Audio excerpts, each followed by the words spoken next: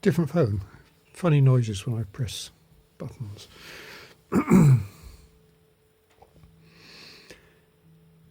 I wasn't very happy with the video I have just done with the washing up and talking, because I felt I couldn't really say what I was trying to say because I was distracted and doing other stuff and fucking around with irrelevant things. And it's been a bit like that all evening.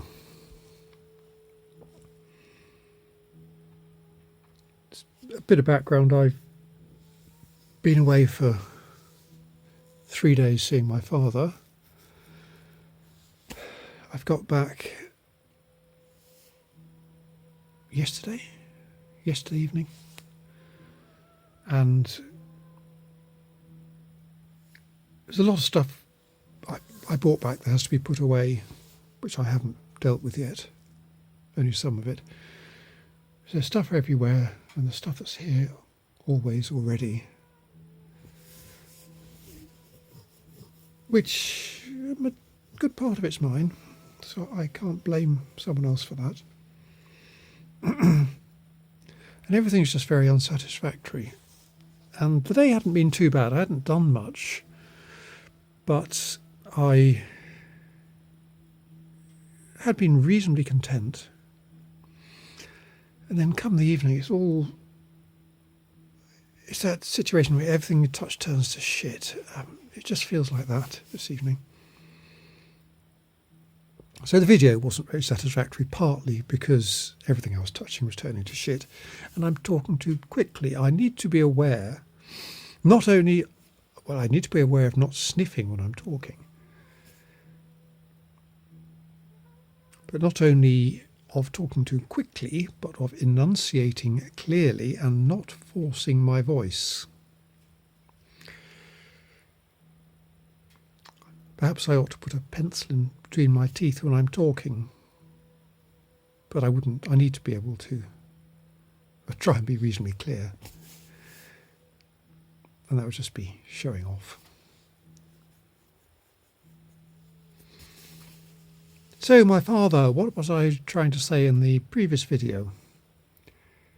Haven't seen him for 40 years, and in that time he has somehow garnered snippets of misinformation, presumably via my brother. And using that and his memories that are different to mine, he seems to have created this fantasy persona for myself.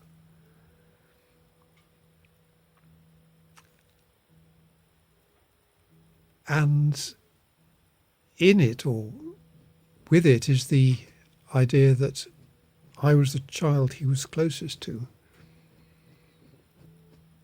Well, that may or may not be true. I don't think I'm qualified to comment on that.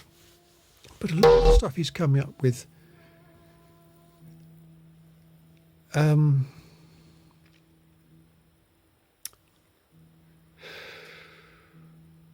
is stuff I'm convinced is not correct, but things which would fit in with his narrative. He has it in his mind that I had a flair for and interest in mathematics, which isn't true. I mean, he's talking of what am I doing in my speech? He is talking of subjects which would be called advanced maths, perhaps, all the calculus and stuff like that, which I really didn't feel I got. And yet he has it in his mind that I was good at it because he wanted me to be good at it.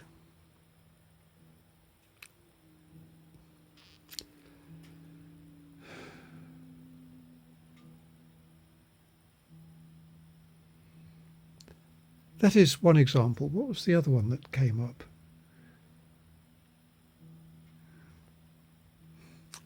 apart from his constantly going on about pensions and have I made provisions, do I have any money, how much do I earn? And the answer is probably no or nothing, I think, to all of those.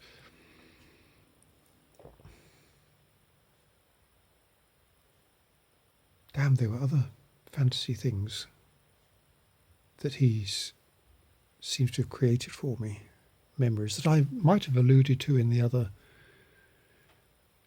recording, but I've forgotten them now.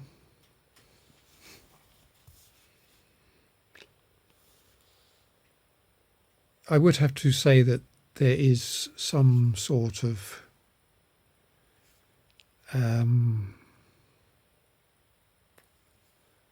planty business going on, which is perhaps affecting that. And I think I'm probably rambling. But there was more to say about my father and his erroneous fantasy that I feel I'm destroying all the time. I'm eroding this person he's created. His idea of this person. But I got to say something. I could just go along with it and say, yes, I really enjoyed maths. Yeah, I'm really interested in poetry. All these things. Yes, I've read all these Russian authors. Things that he's obviously disappointed, or I feel he is disappointed, that I haven't done or don't do. I don't share his view of my mother. I don't know whether I've said this here, but he has frequently expressed, in the short time we've been speaking, he has frequently expressed puzzlement that my siblings don't talk about or ask about their mother at all.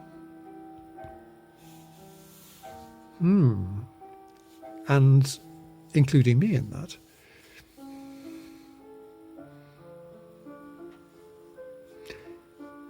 I can't speak for the other two. I don't know. There may be an element of delicacy because she's dead. She's no longer there. He obviously later in life became very close to her, he says. Is this his memory again?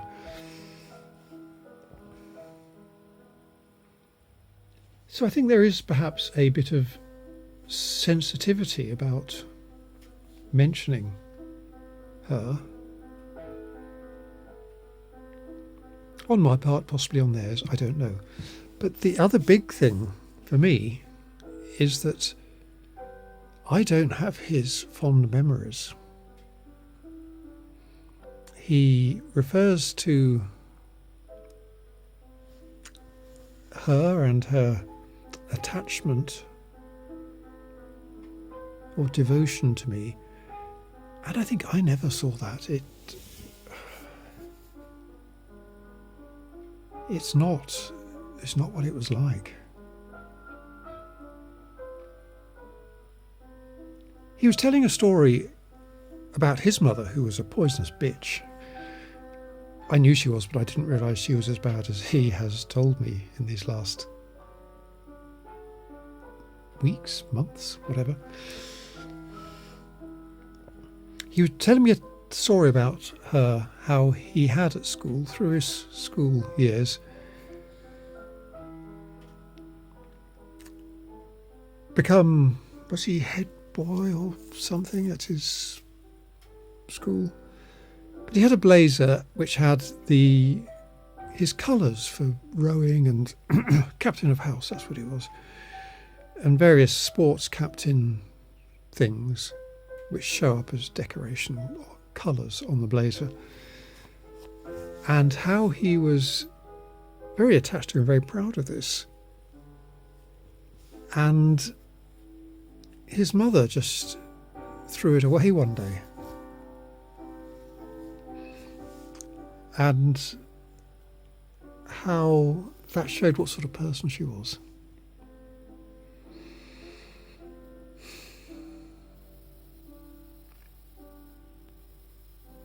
And then I think, my mother would have done that. My mother did do that. She disposed of books of mine. She mutilated my one cuddly toy I had as a child. And I mutilated, I mean she cut a bit off with a pair of scissors, and not even just scissors, pinking shears, because she wanted a bit of rag or something.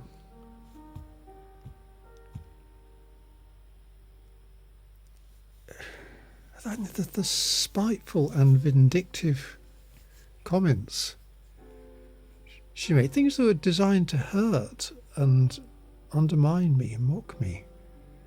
And I just can't reconcile that with how my father talks about her.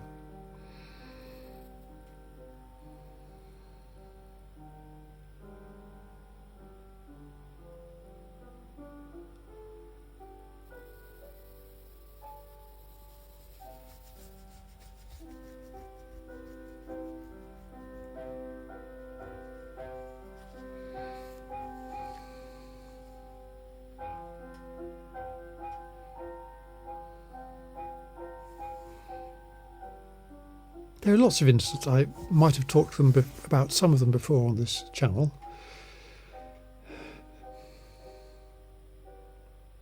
The telling me that money my brother eventually and reluctantly gave her for his keep when he was working and living at home, she put in a savings account for him. And she actually came up to me, stood in front of me and told me this with a smirk on her face. When any time that I'd been working and living at home, I'd always paid money for my keep. And I can tell you that didn't go into a bloody savings account. Loss to me, that was. Well, it obviously went towards running the house and my share of the bills, which is the point. But the fact that I'd always done this voluntarily, and the money had been, as far as I know, used for its purpose. And then my brother wouldn't do this, and when he eventually was put under some pressure to do so, she told me that she was putting it in a savings account for him for later. Weird. That's just one example.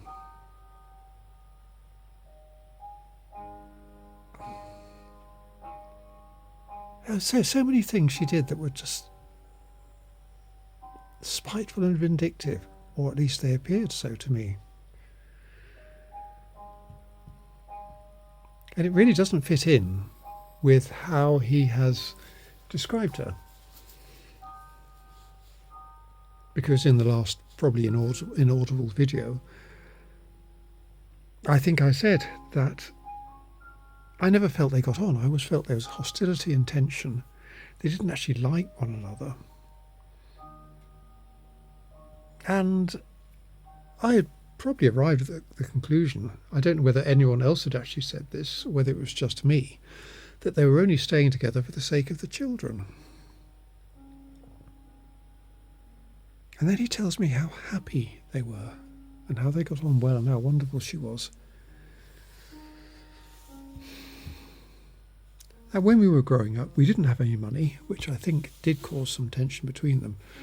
After the children had left home and my father had changed his job, there was, I gather, a lot of money. They spent a lot of time, they moved house, spent a lot of time travelling in Europe. What is this keeps happening?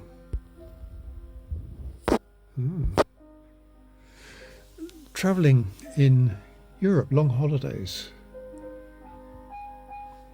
And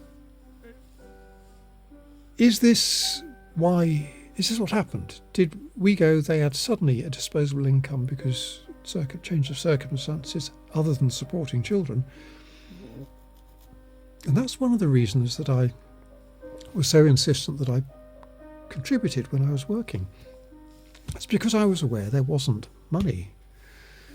We were, that's all relative, but we were relatively poorly off. There was constant anxiety about paying the mortgage, about a loan for the car when it broke down. And I was aware of that, and I felt guilty being there. Yes, that's interesting. I did feel guilty being there, that I was a burden all the time. I need to pass that on. Just bear with me a moment.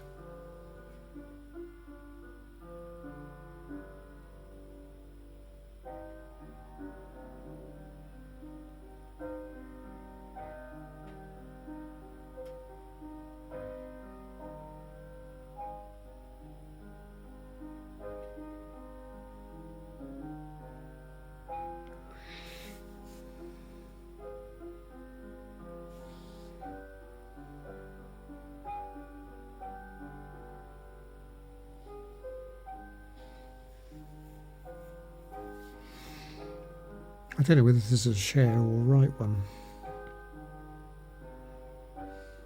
And I've got to that point where I have this great idea. I want to do something with it. And then I think, what was it? I can't quite grasp it. And it comes up when I'm writing things down. Money, paying for things, being self-sufficient. Oh, feeling that I was, in the way, I was unwelcome. Because there wasn't money and I was an extravagance, a luxury, no, an unwelcome expense.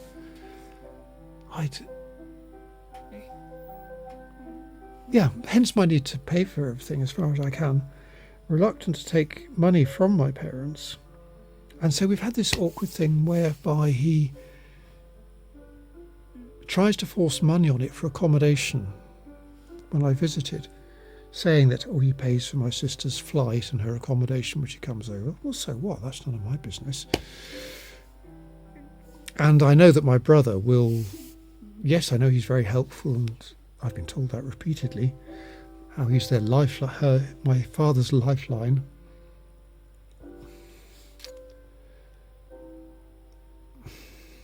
Money.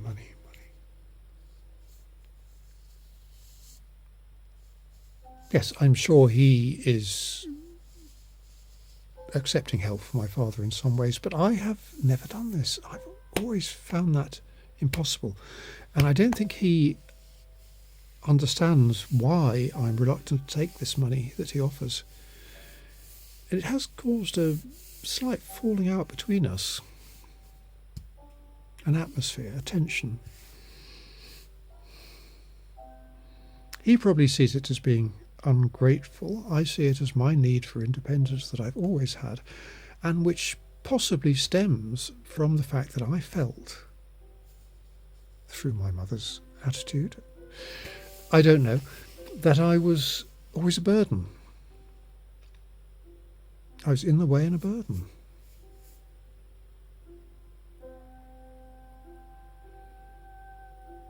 Do you like this bit of music?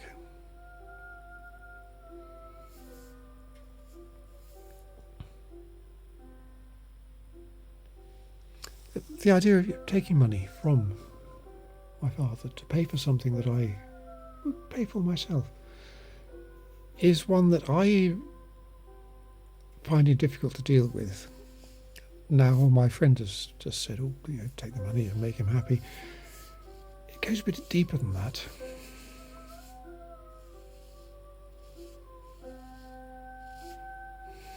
So that needs some more thought.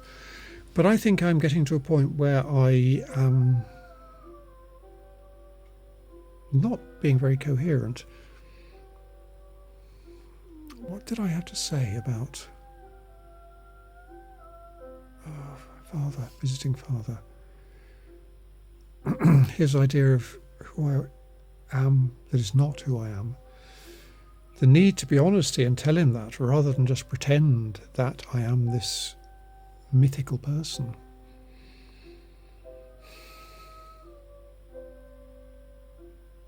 So I'm torn, having seen how beastly my sister-in-law was to her mother when she had dementia, undermining her confidence all the time. I am very aware I don't want to do that with my father by disagreeing with things he says.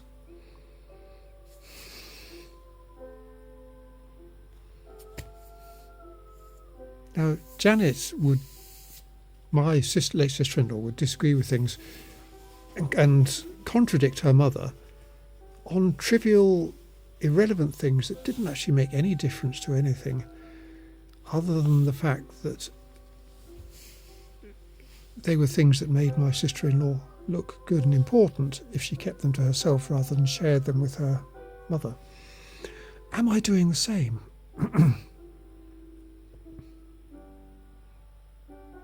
Should I just let it go and not correct him? I love this.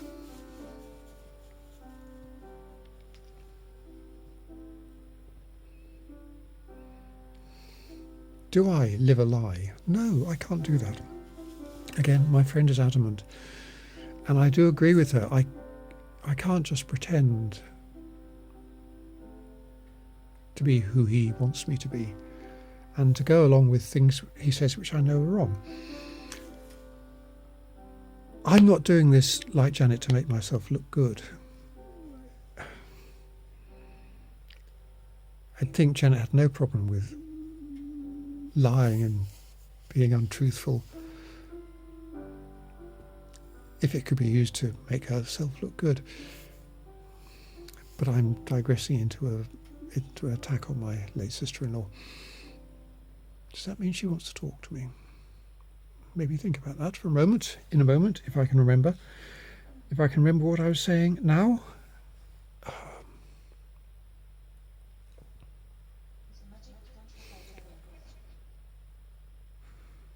Yeah, I don't like correcting him. And I feel uncomfortable with the idea that I might be undermining him in some ways, undermining his confidence.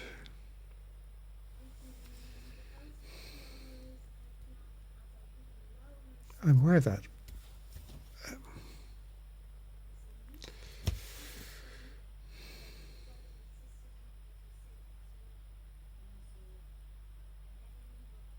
But I have to say something. Otherwise I'm lying, and I'm trying to have an honest relationship with my father.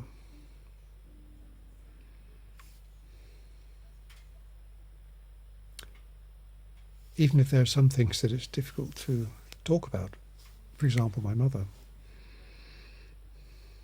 I brought up the subject of the religious education, not the possible abuse that was part of that. But it was there in my mind, the thought of bringing that up. And at least I thought about it, which means it's closer to the surface. Given time, it'll come out. I will stop there, I've got more to say.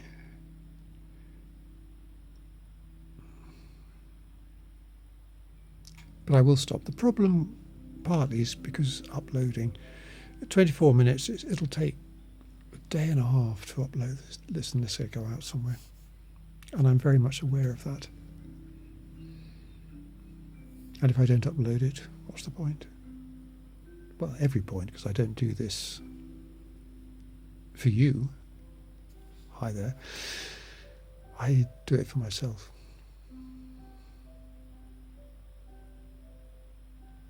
Money. Lack of money was a big thing in my life at home in the family. Awareness for them and a lack for myself.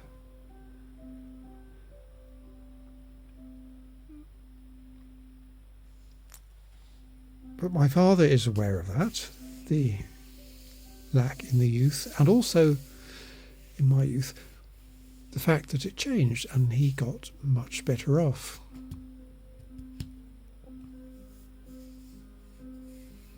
And I think he remembers all the good stuff about having all that money and not having to worry about money.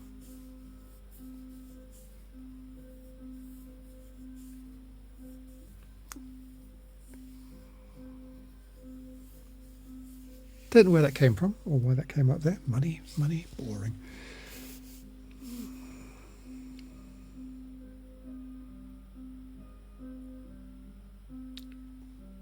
Yeah, just that even though I try and ignore it, it did play a big part, awareness of money, a big part in forming my childhood. Yeah, I'll try and write something down about that. Feeling a burden and that affecting my attitude towards money and independence. Well, that'll do for today, I think. This is rambling, not makes much sense, gone on too long. But if anybody makes it to the end, thanks for listening.